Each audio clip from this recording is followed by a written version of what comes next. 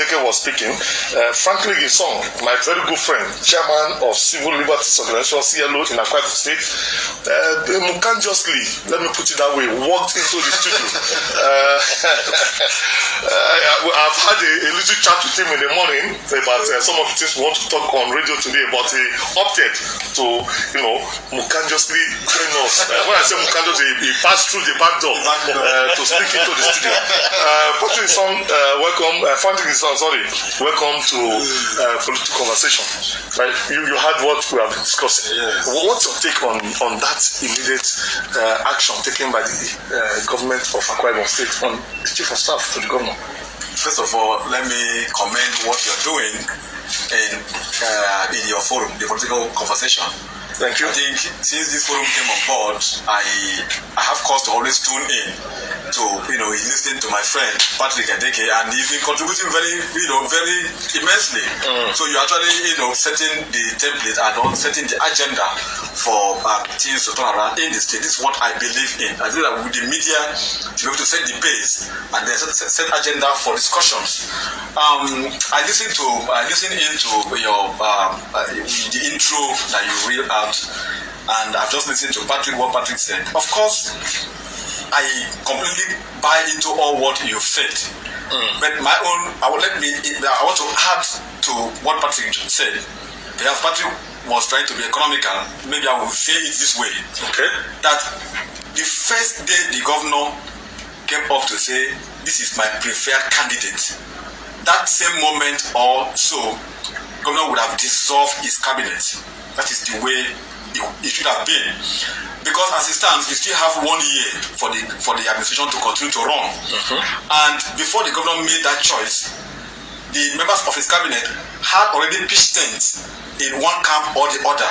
And so you have different interest groups working in one government with different agendas. And automatically you might end up having a combustible executive that is waiting to explode.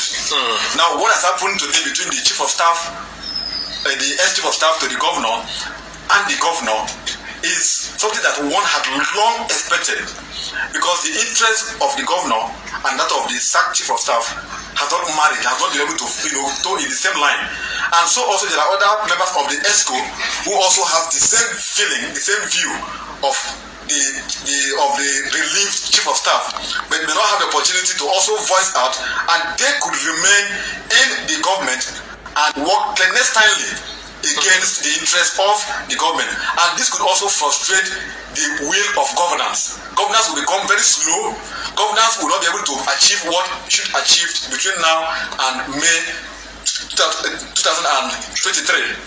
This is why I think that the best thing to have been done by the governor, and which can still be done by the governor, is to dissolve the entire candidate.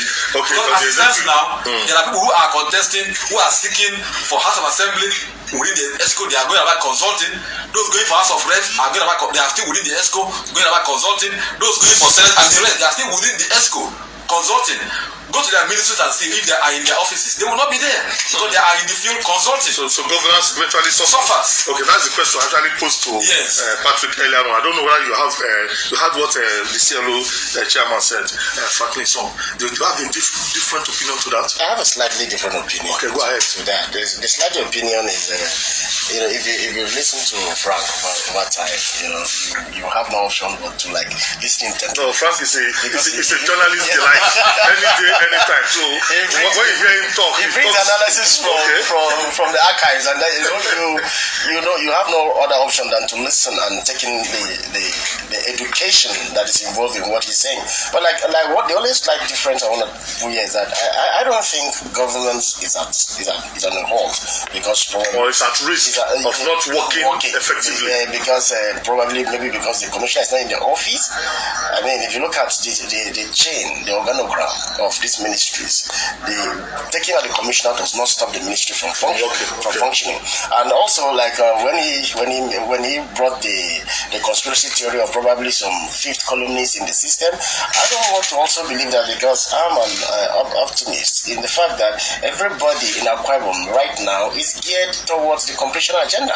And if you look at the completion agenda with all its what it has inside at this point, I don't think anybody in its rightful sense will work against that completion agenda, the industrialization of the state and doing all the things that will all go well for us. So I think that being said, every other thing for me, it's normal. I don't see anything wrong in, like I said earlier, if I'm a government appointee, the government appoint me today and then tomorrow they decide to relieve me of my appointment, I don't see anything wrong with it. They appointed me in the first place, they found me worthy, and if you even look at